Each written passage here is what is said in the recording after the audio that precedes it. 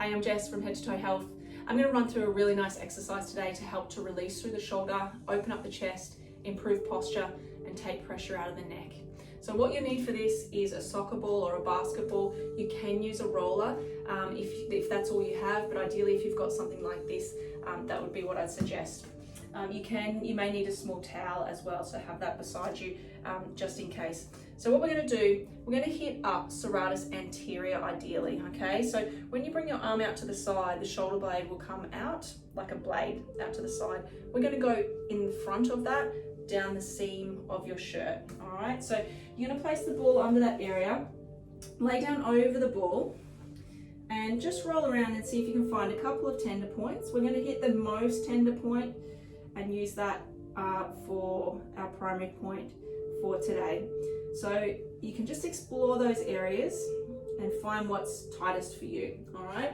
So then you can just rest your head down on your arm, or you can use a small towel or a small travel pillow just to bolster the head up and make that a bit more comfortable.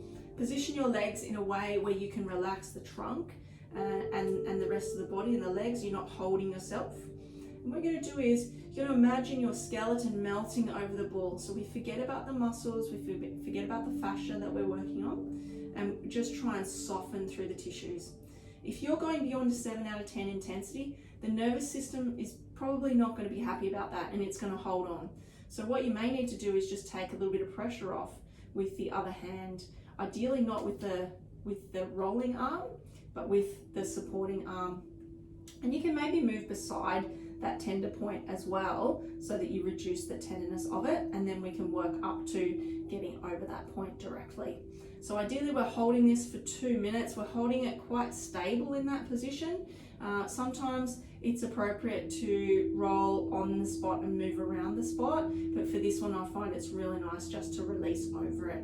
And so what the ball is doing, it's pushing up, it's releasing fluid from the area, it's switching off a lot of the feedback to the brain. So we're working on a few different mechanisms to get the release under the arm.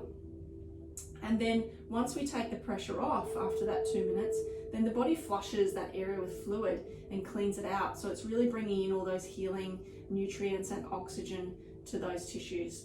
So if the one contraindication for this, or the one flag for this, is that if you are getting pins and needles in the hand or the arm, is that you just change the position of the ball slightly.